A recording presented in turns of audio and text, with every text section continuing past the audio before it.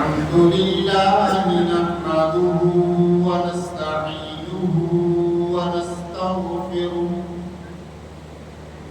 ونؤمن به ونتوكل عليه ونعوذ بالله من شرور أنفسنا ومن سيئات أعمالنا من يهده الله فلا مضل له ومن يضلله فلا هادي له ونشهد أن لا إله إلا الله ونشهد أن سيدنا وسندنا وشفيعنا وحبيبنا وحبيب ربنا محمد صلى الله عليه وسلم تسليما كثيرا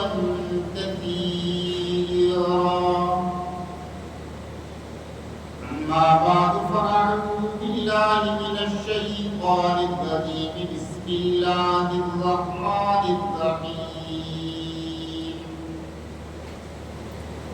فاذكروني أذكركم واشكروا لي ولا تكفرون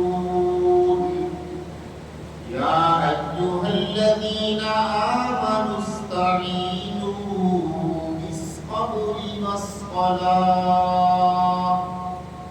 إن الله مع الصابرين صدق الله العظيم وصدق رسوله النبي الكريم ونحن على ذلك لمن الشاهدين والشاكرين والحمد لله رب العالمين.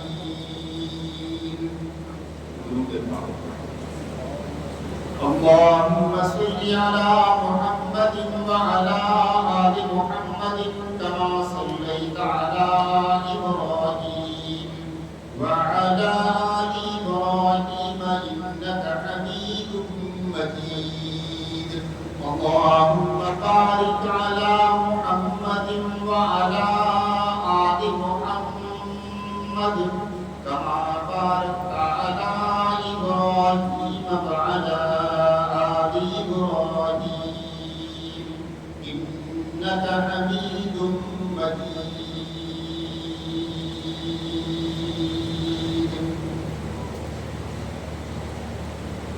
واجب الاحترام بزرگوں، دوستوں، نوجوان بھائیوں،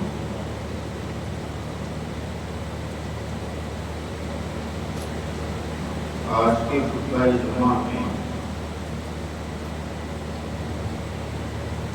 ذوق عبادت اور شوق عبادت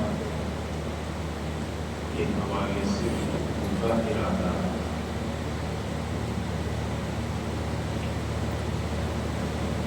شوق عبادت اور ذوق عبادت. زندگی کا کوئی بھی کام ہے اسے بندہ دو طریقے پر کرتا ہے. یا تو کسی کے کہنے پہ بیزاری کے ساتھ، دل کے نہ چاہتے ہوئے، مجبوری میں اور بدذوقی کے ساتھ کرتا ہے. اور کچھ کام بندہ بہت ذوق، شوق، رغبت، چاہت، تمنا، لگن اور پورے انہماک اور آرزو کے ساتھ کرتا ہے. عام طور پر آپ حضرات نے دیکھا ہوگا کہ یہ لوگ جو کبوتر پالتے ہیں، بلیاں پالتے ہیں، کتے پالتے ہیں، گھوڑے پالتے ہیں، طوطے پالتے ہیں، دیگر جانور پالتے ہیں، آپ کو معلوم ہے کہ وہ اپنے وقت کا کتنا حصہ اس ذوق اور شوق کے اندر لگا دیتے ہیں؟ آپ کو معلوم ہے کہ اپنے مال میں سے کتنا حصہ کو ان کے اوپر خرچ کر دیتے ہیں، اور ان کے بارے میں کتنی ان کو معلومات ہوتی ہیں، کیسی کیسی باتوں سے وہ آگاہ ہوتے ہیں، حیران کن ان کے پاس معلومات ہوتی ہیں، اور کام کتنا ہی اعلیٰ اور اونچا ہو، اگر بے دلی سے کیا جائے، بے رغبتی سے کیا جائے، بے شوق ہو کر کیا جائے، تو وہ کام بدمزہ ہو جاتا ہے، بے مزہ ہو جاتا ہے، اس کا لطف جاتا رہتا ہے۔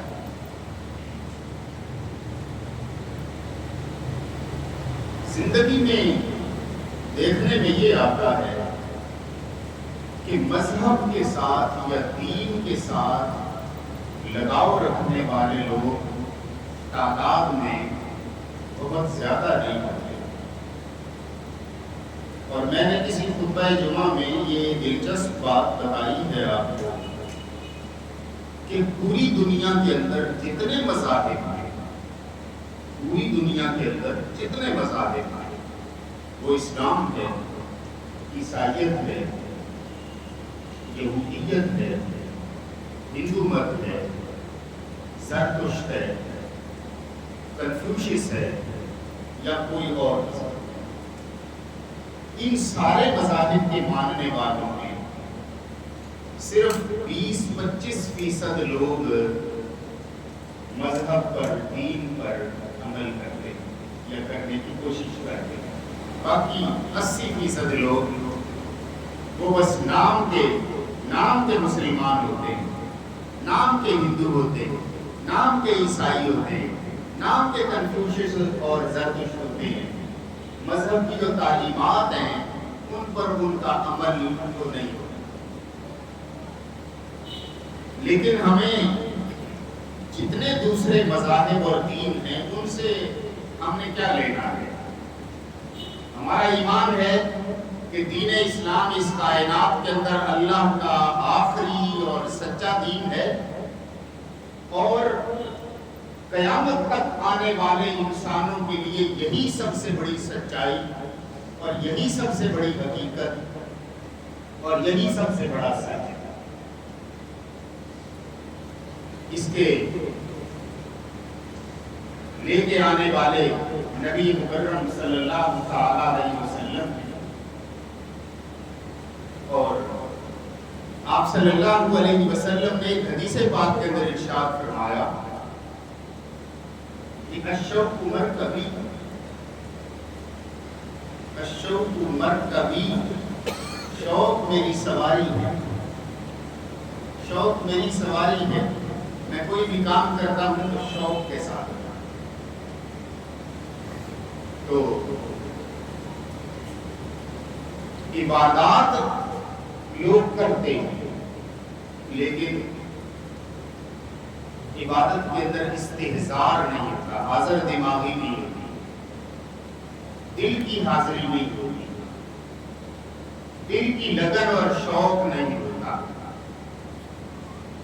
اور اس کا نتیجہ یہ ہے کہ وہ عبادت پھر ہمارے دلوں پر، ہمارے جسموں پر، ہمارے چہروں پر اس طرح اپنے اثرات مرتسم نہیں کرتی جس طرح اس کے اثرات مرتب ہونے چاہیے۔ اللہ پاک قرآن مجید میں ارشاد فرماتے ہیں کہ فَاذْكُرُونِی أَذْكُرْکُم، تم مجھے یاد کرو، تم میرا ذکر کرو، تم میرا تذکرہ کرو، اذکر، میں تمہارا ذکر تمہیں یاد کروں، تم دنیا کی مجالس میں مجھے یاد کرو گے، میں فرشتوں کی مجلسوں میں عرش معلیٰ پر تمہیں یاد کروں۔ دنیاوی اعتبار سے کوئی بڑا آدمی کسی کو فون کر دے تو لوگ اسے بتاتے رہتے ہیں کہ یار فلاں صاحب کا مجھے فون آیا، یہ فلاں صاحب نے مجھے بلایا۔ حتیٰ کہ چھوٹے چھوٹے اراکین قومی اسمبلی اور اراکین صوبائی اسمبلی اور سینیٹر اور وزراء، ان کو اگر کوئی بلا لے، فون کر دے، کسی بات میں انہیں شریک کر لے، پوچھ لے، مشورہ لے لے، ان سے کہہ دے، تو اسی بات پر لوگ خوش ہو جاتے ہیں کہ مجھے تو فلاں نے یاد کیا ہے، مجھے فلاں نے فون کیا ہے، مجھے فلاں نے کہا۔ لیکن اگر یہ یاد کرنے والی ہستی اس کائنات کی سب سے عظیم و شان ہستی ہو، جو اس کائنات کا خالق و مالک ہے، جو اس کائنات کا مقتدر اول ہے، اگر وہ یاد کرے، وہ ذکر کرے، وہ تذکرہ کرے، تو اس سے زیادہ بڑی سعادت انسان کی اور کیا ہو سکتی۔ دیکھیے علماء کو جو اللہ کے رسول صلی اللہ علیہ وسلم نے مختلف پہلوؤں سے اونچا درجہ عطا کیا ہے، اس کی بنیادی وجہ کیا ہے؟ اس کی بنیادی وجہ یہ ہے کہ وہ اللہ کی طرف لوگوں کو بلاتے ہیں۔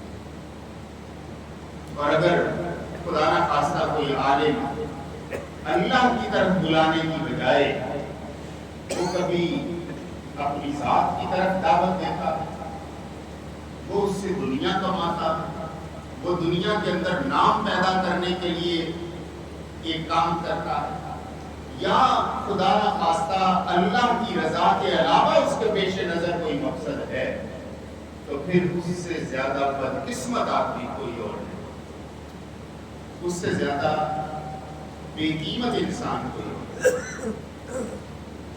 اس کی مثال دی گئی کہ وہ ایسا چراغ ہے جو دوسروں کو نفع اور روشنی دیتا ہے اور خود روشنی سے محروم ہے۔ اور قرآن مجید نے کہا انما یخشی اللہ من عبادہ العلماء، بے شک اللہ کے بندوں میں سے اللہ سے ڈرنے والے تو سب سے زیادہ علماء ہوتے ہیں، اس لیے کہ وہ اللہ کی حقیقت کو جانتے ہیں۔ اب یہ بات دوسرے پیرائے میں اللہ کے رسول صلی اللہ علیہ وسلم نے فرمایا کہ العلماء ورثۃ الانبیاء، علماء جو ہیں یہ انبیاء کے وارث ہیں۔ اچھا، یہ جو اللہ اور اللہ کے رسول صلی اللہ علیہ وسلم کا تذکرہ ہے، آپ کی بات چیت ہے، آپ کا ذکر ہے، یہ اللہ کی دی ہوئی بہت بڑی نعمت ہے۔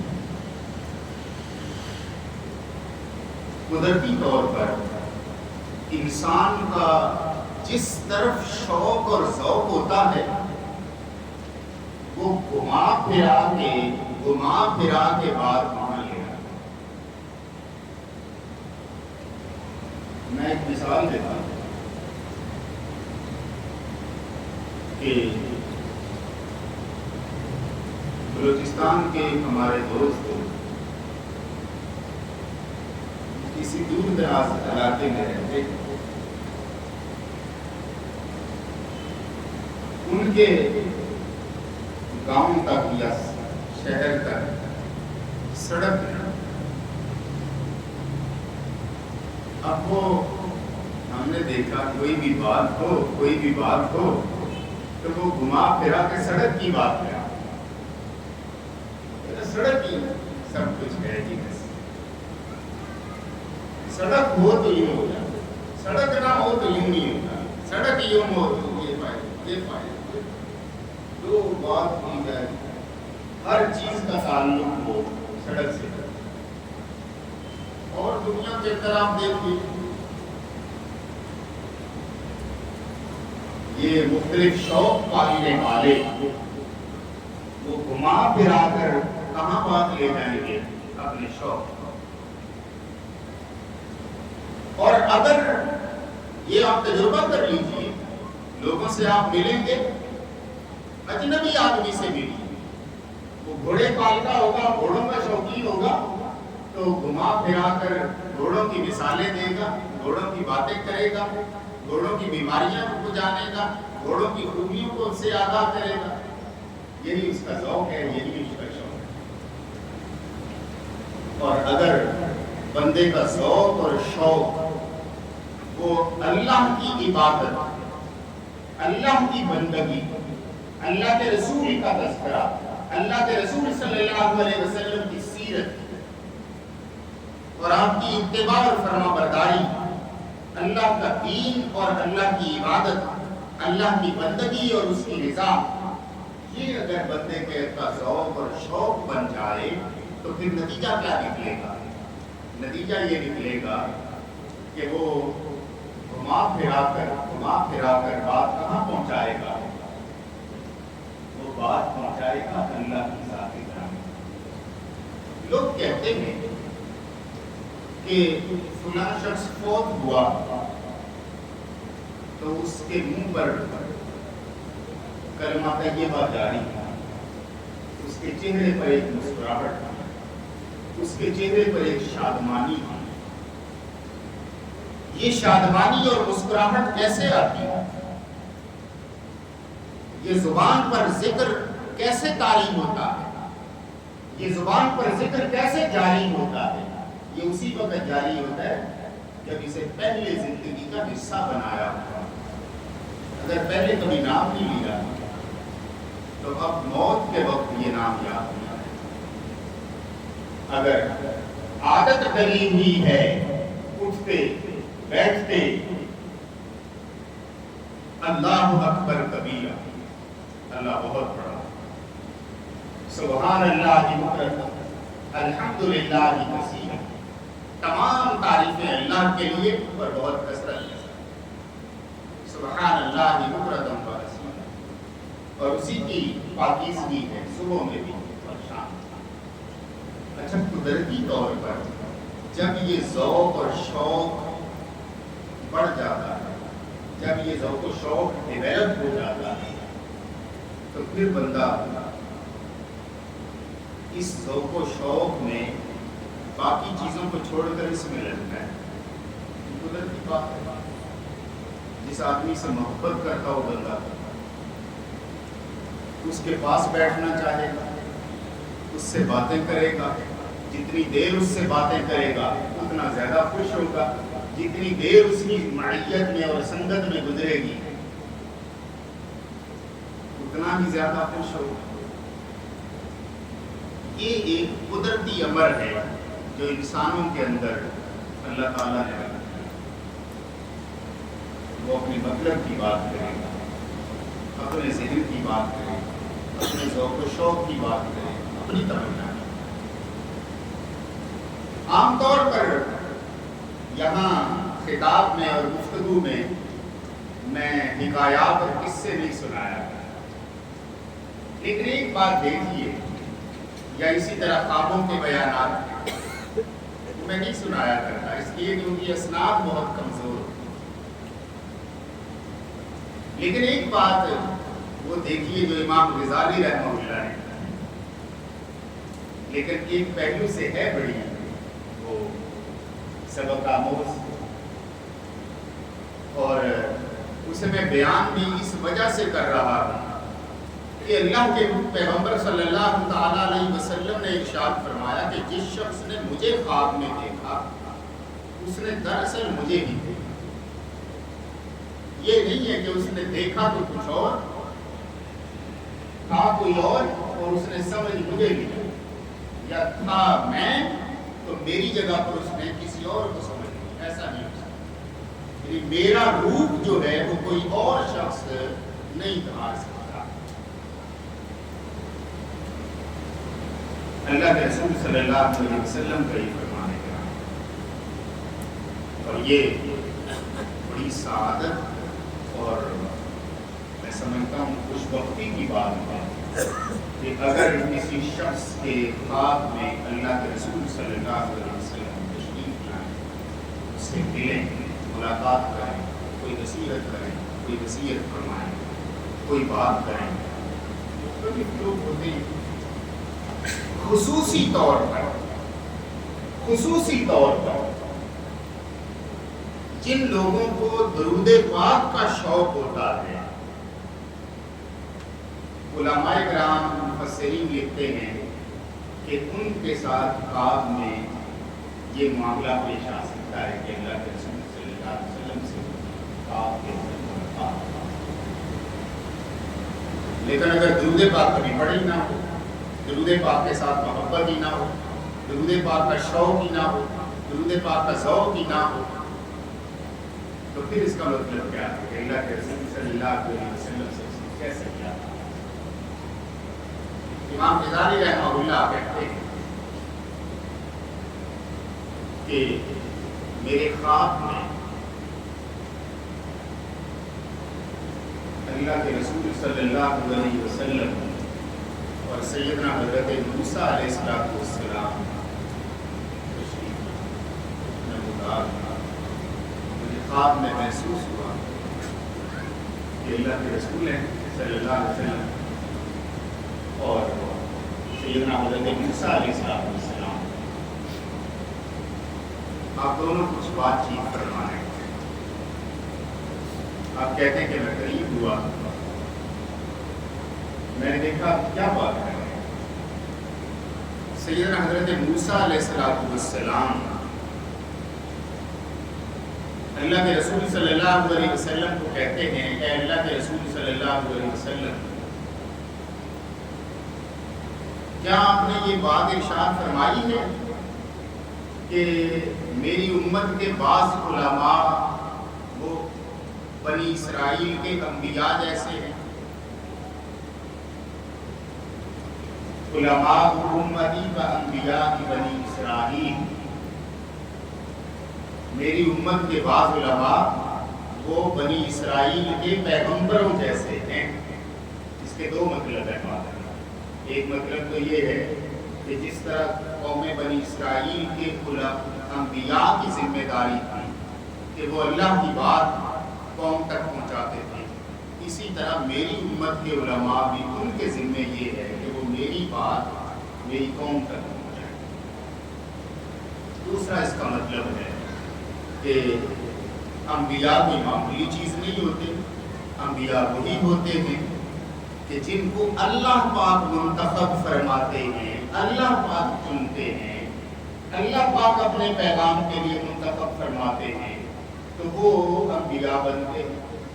اسی طرح علم دین بھی دراصل اللہ پاک کی عطا ہے کہ جب اللہ پاک کسی کے ساتھ بھلائی کا ارادہ کرتا ہے تو تب اسے علم دین عطا ہے۔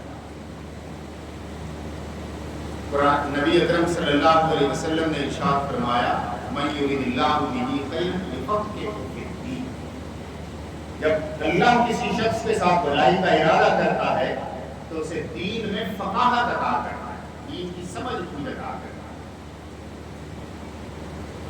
تو حضرت موسیٰ علیہ السلام نے اللہ کے پیغمبر صلی اللہ علیہ وسلم سے پوچھا اے اللہ کے رسول صلی اللہ علیہ وسلم، کیا آپ نے یہ بات فرمائی ہے کہ آپ کی امت کے بعض علماء تو ہماری امت کے، ہماری قوم کے انبیاء جیسے ہیں؟ آپ صلی اللہ علیہ وسلم نے ارشاد فرمایا ہاں میں نے یہ بات کہی۔ حضرت موسیٰ علیہ السلام نے حیرت سے کہا کہ اے اللہ کے رسول صلی اللہ علیہ وسلم، یہ کیسے؟ کہاں انبیاء اور کہاں علماء؟ ٹھیک ہے بہت بڑا درجہ ہے علماء کا، اور آپ کی امت کے علماء کا تو اور بھی زیادہ بڑا درجہ ہوگا، لیکن کجا انبیاء کجا علماء، یہ کیا بات ہوئی؟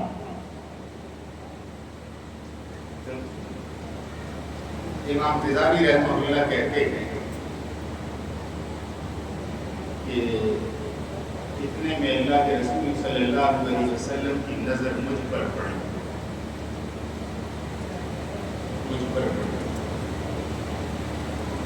تو حضرت موسیٰ علیہ السلام کو اللہ کے رسول صلی اللہ علیہ وسلم نے ارشاد فرمایا اس سے بات کرو، اس سے بات کرو۔ امام صاحب فرماتے ہیں کہ حضرت موسیٰ علیہ السلام نے میری طرف رخ کیا اور مجھ سے پوچھا مسمو تیرا نام کیا ہے؟ تیرا نام کیا ہے؟ آپ کہتے ہیں میں نے کہا محمد۔ آپ امام غزالی کا اصلی نام کیا ہے؟ محمد۔ میں نے کہا محمد بن محمد بن محمد بن احمد الطوسی، یہ 4 محمد ہیں نام نبی حضرت امام غزالی رحمہ اللہ کے کا اپنا نام محمد، آپ کے باپ کا نام محمد، آپ کے دادا کا نام محمد، آپ کے پردادا کا نام احمد، یہ دونوں نام اللہ کے رسول صلی اللہ علیہ وسلم الطوسی موجودہ ایران کا علاقہ ہے، خراسان اس کو پہلے تاریخ میں کہتے تھے۔ حضرت موسیٰ علیہ السلام نے مسکرا کے کہا کہ میں نے تو صرف تجھ سے تیرا نام پوچھا تھا، تو نے اپنا بھی بتایا، باپ کا بھی بتایا، دادا کا بھی بتایا، پردادا کا بھی بتایا، یہ کیا کر دیا؟ یہاں پہ ایک نکتہ مفسرین ہے، اور وہ نکتہ کیا ہے کہ حضرت موسیٰ علیہ السلام دراصل اللہ کے پیغمبر تھے، اور حضرت امام غزالی رحمہ اللہ وہ اللہ کے ایک پیغمبر سے مخاطب تھے، تو ان کے دل کے اندر یہ خواہش اور خیال تھا کہ میں زیادہ سے زیادہ باتیں کر لوں۔ آپ اللہ کے اتنے عظیم پیغمبر ہیں اور مجھے موقع ملا ہے آپ سے گفتگو کا، تو میں آپ سے کچھ اپنے دل کی بات اور زیادہ کر لوں۔ اس لیے انہوں نے اپنا بھی نام بتایا، اپنے باپ کا بھی بتایا، دادا کا بھی بتایا، پردادا کا بھی بتایا۔ حضرت موسیٰ علیہ السلام نے کہا کہ میں نے تجھ سے تیرا نام پوچھا، تو نے اتنے نام گنوا دیے، یہ تو نے کیا دیا؟ تو آپ کہتے ہیں میں نے حضرت موسیٰ علیہ السلام سے عرض کی کہ اے موسیٰ علیہ السلام، میرے ماں باپ آپ کا قربان، آپ نے بھی تو ایسے ہی کیا تھا، آپ نے بھی تو ایسے ہی کیا تھا۔ حضرت موسیٰ علیہ السلام کہنے لگے کہ میں نے کیسے کیا تھا؟ آپ نے کہا کہ اے موسیٰ علیہ السلام، اللہ پاک نے آپ کو مخاطب کر کے پوچھا وما تلک بیمینک یا موسیٰ، وما تلک بیمینک یا موسیٰ، اے موسیٰ علیہ السلام یہ تیرے دائیں ہاتھ میں کیا ہے؟ یہ کس نے پوچھا تھا؟ اللہ تعالیٰ نے حضرت موسیٰ علیہ السلام سے وما تلک بیمینک یا موسیٰ، تیرے دائیں ہاتھ میں تھا۔ اب آپ نے فرمایا قال ہی عصای، یہ میری لاٹھی ہے۔ جواب تو مکمل ہو جاتا، اتنی بات کہہ کے حضرت امام غزالی رحمہ اللہ نے اگر بات آپ کہتے ہیں میرا نام محمد ہے تو بات ختم ہو جاتی۔ آپ نے باپ کا بھی بتایا، دادا کا بھی بتایا، پردادا کا بھی بتایا۔ حضرت موسیٰ علیہ السلام سے اللہ تعالیٰ نے پوچھا وما تلک بیمینک یا موسیٰ، اے موسیٰ علیہ السلام تیرے دائیں ہاتھ میں کیا ہے؟ قال ہی عصای، آپ نے کہا کہ یہ لاٹھی ہے۔ اب بات آپ نے روکی نہیں، اتوکا علیہا، یہ جو لاٹھی ہے نا، اتوکا علیہا، میں اس لاٹھی پر ٹیک لگا لیتا ہوں، کبھی کبھی ضرورت پڑتی ہے تو لاٹھی کا سہارا لیتا ہوں، اتوکا علیہا۔ یہ بزرگوں کو ہوتی ہے لاٹھی کی عادت ہوتی ہے۔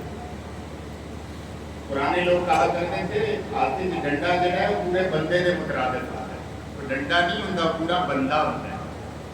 آدمی جتنی سپورٹ کرتا ہے عصا، لاٹھی، تو آپ نے فرمایا قال ہی عصای، अतवक्कउ अलैहा, मैं इस पर सहारा लगा लेता हूँ। व अहुश्शु बिहा अला गनमी, और मैं इसके जरिए अपने रेवड़ पर, अपनी बकरियों पर, अपने गल्ले पर पत्ते झाड़ता हूँ दरख्तों से। वलिया फीहा माआरिब उखरा, और इससे मैं और भी बहुत से काम ले लेता हूँ जब जरूरत पड़ती है। तो मुफस्सिरीन ने कहा कि हजरत मूसा अलैहिस्सलाम भी अल्लाह पाक से दरअसल क्यों बात कर रहे थे। बात एक पूछी गई थी और बातें दर बातें दर बातें दर बातें।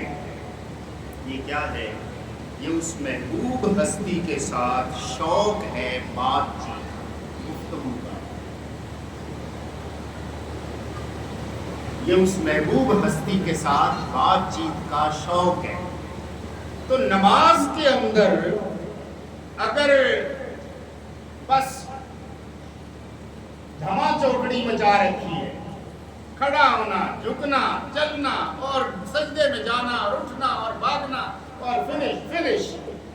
हमारे एक दोस्त है, वो कहा करते थे अस्सलाम वालेकुम व रहमतुल्लाह, करते हुए तो थोड़ा टाइम लगता है, अस्सलाम वालेकुम व रहमतुल्लाह कहते हैं। बाद लोग बस करते हैं अस्सलाम वालेकुम, अस्सलाम पूरा रहमतुल्लाह भी उन्हें जाने की जरूरत कि यहाँ जुमा पढ़ने के लिए लोग आते हैं, बकिया नमाज भी अदा नहीं करते। 8 दिन बाद नसीब होता है, वक्त पर तशरीफ नहीं लाते, सुनते नहीं है दीन की बात, क्या बात कही जा रही है, वक्त पे जाके सुने। ये कुछ मखसूस लोग हैं जो हर जुमे को पर वक्त पहुंचे होते हैं। उन्हें ये शौक होता है कि तमहीद के अंदर क्या बात कही जाएगी, आगाज में क्या बात कही जाएगी, उन्वान क्या बताया जाएगा, उन्वान की तशरीह क्या की जाएगी, उन्वान की तशरीह में आयात क्या बयान की जाएंगी, आयात के ज़िमन में अहादीस का तज़किरा कैसे होगा, अहादीस के तज़किरे में वाक़यात का इंतबाह कैसे होगा। एक एक चीज़ होती है जो एक दूसरी चीज़ से मिली होती है और उसकी समझ तभी आती है जब गुफ्तगू के आगाज़ में उसके अंदर शिरकत की।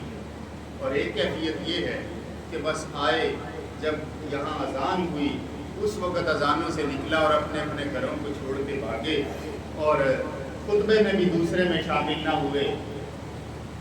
साल से ये मामूल मेरे बुजुर्गों, मेरे भाइयों, ये उस ज़ौक़ व शौक़ के भी खिलाफ है जिसकी ज़रूरत है इंसान को दिल की पाकीज़गी के लिए, तरबियत के लिए, तालीम के लिए, इल्म के लिए, उसके भी खिलाफ है।